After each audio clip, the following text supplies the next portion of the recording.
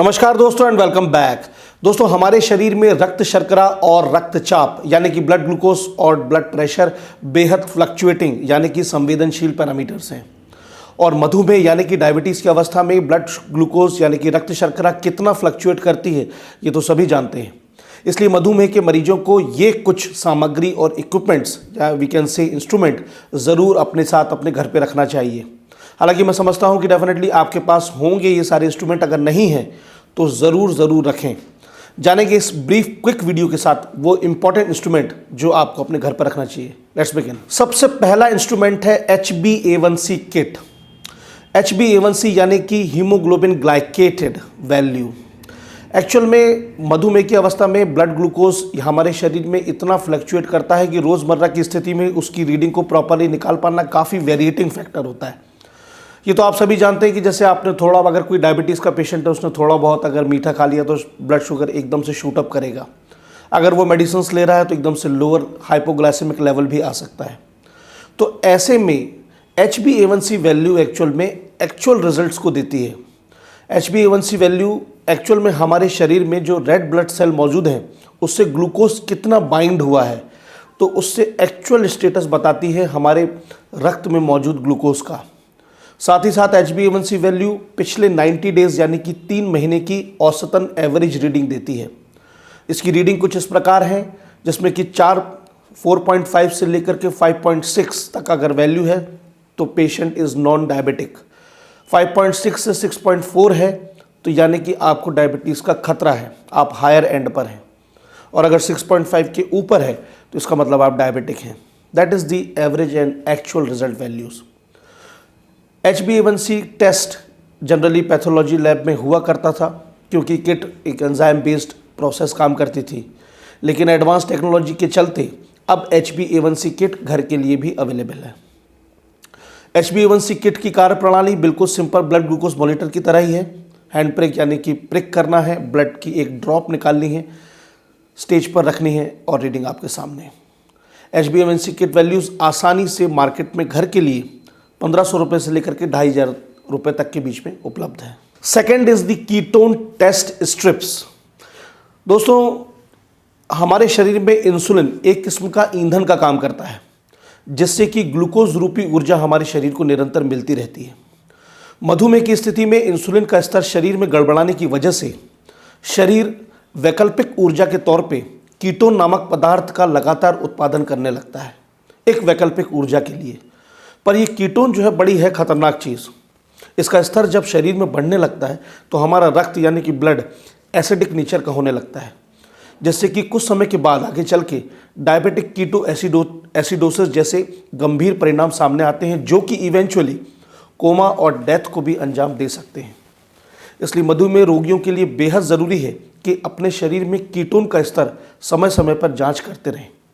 इसके लिए भी अब पैथोलॉजी जाने की आवश्यकता नहीं है।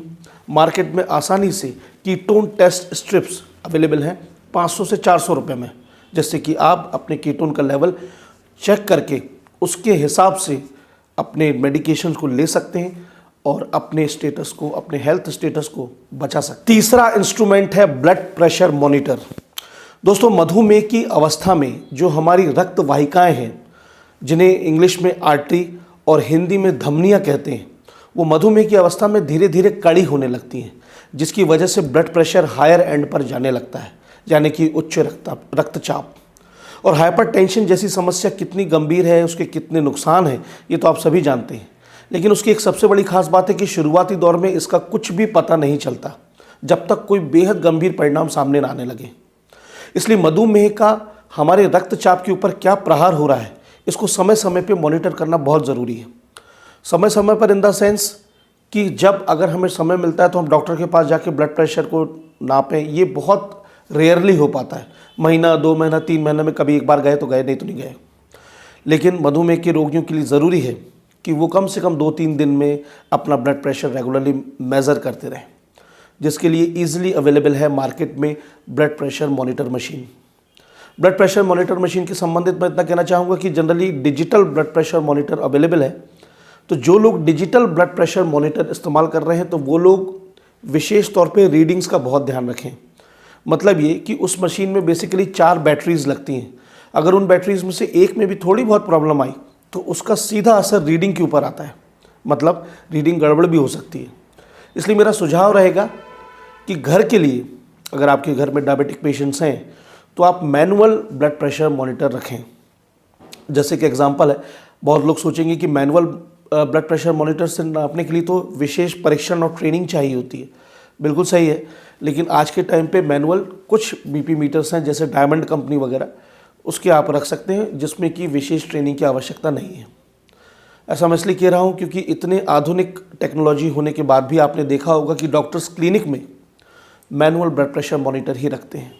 तो ये एक इंस्ट्रूमेंट ज़रूर रखें। चौथा जो इंस्ट्रूमेंट है, सुनने में कहने में बड़ा ही साधारण है लेकिन है बहुत इंपॉर्टेंट, वो है वेइंग मशीन, यानी कि वजन नापने की मशीन। असामान्य वजन बढ़ना, असामान्य वजन घटना मधुमेह में बहुत आम बात है, लेकिन इसके परिणाम जो संकेत हैं बहुत गंभीर होते हैं। जनरली ऐसा होता है कि वजन नापने जैसा एक कॉमन चीज़ को हम नज़रअंदाज कर देते हैं। कभी गए स्टेशन पर या फिर किसी ऐसे सेंटर पर, क्लिनिक पर, तो नाप लिया, नहीं तो हम उसे अवॉइड करते रहते हैं। मधुमेह के पेशेंट्स के लिए बेहद ज़रूरी है कि टाइम पर वो ब्लड प्रेशर को वजन को मॉनिटर करते रहें। तो इसके लिए एक वेइंग मशीन अगर आपके घर में होगी तो ऐसी जगह पर उसको रखें जहां आते जाते आपकी नज़र उस पर पड़ती रहे, तो आप रेगुलरली वेट को भी मॉनिटर कर सकेंगे और उसके साथ साथ इम्पॉर्टेंट पैरामीटर यानी कि बॉडी मास इंडेक्स भी आप मेज़र करते रहिए, जिससे कि आप प्रॉपरली डाइट के ज़रिए, एक्सरसाइज के ज़रिए अपने वेट को कंट्रोल कर सकते हैं। तो दोस्तों, ये था डायबिटीज़ एक्सक्लूसिव एक वीडियो, यानी कि डायबिटीज़ के पेशेंट्स को कौन से इंस्ट्रूमेंट ज़रूर अपने घर पर रखना चाहिए।